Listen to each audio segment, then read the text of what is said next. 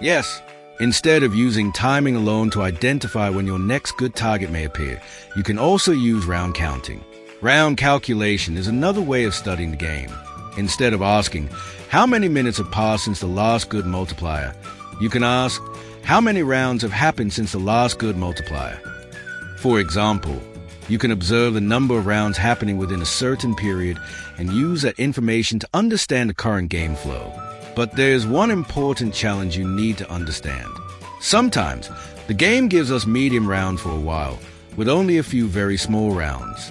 When this happens, fewer rounds may occur within 4 minutes. But when the game is producing many small rounds, more rounds can happen within the same 4-minute period.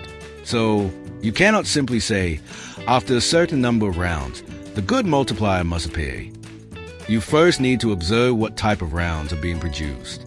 This is why round calculation should be combined with proper observation of the game flow rather than used blindly.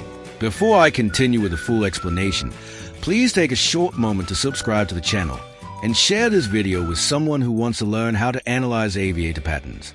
Thank you so much. Now, let's look at how to count a round correctly and how round movement can be studied alongside timing. We all know the 4 and 5 minute gap method, right? But what if, instead of using time, we start counting rounds? Yes, round counting can be another way to study the game. From what we observe, the number of rounds between pink gaps can often be around 9 rounds. So, after a previous pink appears, you can start counting the rounds that follow.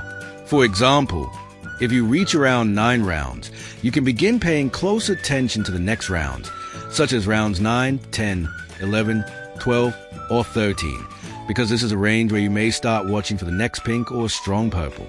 But there is something very important you must understand. The round count can change depending on the size of the multipliers appearing in between. If most of the rounds are very small, especially below 2x, many rounds can happen within the same 4 or 5 minute period. That means your round count can become much higher. On the other hand, if you have a mixed sequence containing bigger purples and possibly pinks in between, those rounds take more time to occur. As a result, you may have fewer rounds within the same time gap. So, don't treat 9 rounds as a fixed rule. The better approach is to combine timing plus round counting when necessary. For example, you can watch the 4 or 5 minute gap while also counting the rounds that have happened during that period. When both observations are pointing toward the same area, you have more information to work with. And remember, this is an alternative way of studying the game. If you're tired of constantly watching the clock and following minutes, you can choose to experiment with round counting instead. The choice is yours: timing, round counting, or a combination of both. Now, let us check this image. If we count the round from here to here, we can see that there are exactly 9 rounds between these 2 pinks, right? This is a good example of how round counting works. But remember, I don't want you to focus on 9 rounds only. You should consider a range of approximately round 9 to round 13 as your observation and playing window. Why do I give you a range? Because, as we know, the game can change its sequence at any time. That is why I don't want you to depend on one exact round number. Instead, you should watch the range and study what the game is doing.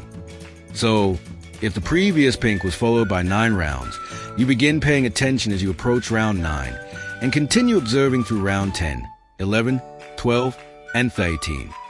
But please don't forget the most important rule. Always study the game before participating. Before you start using round counting, first observe how many rounds are normally appearing between the pink gaps.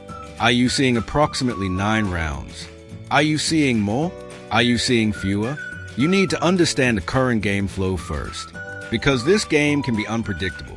If you find that the rounds are completely random and there is no consistent pattern or setup that you can reasonably study, skip the participation. Don't force yourself to follow a method when the game is not giving you a clear structure. Otherwise, you may end up following what looks like a pattern when the game has already changed. So remember, study first, count the rounds, identify the range, then make your decision. In the next video, I will go deeper into this round counting method and show you more examples of how to study it. Thank you for watching, and don't forget to subscribe. Bye-bye for now, and I'll see you in the next video.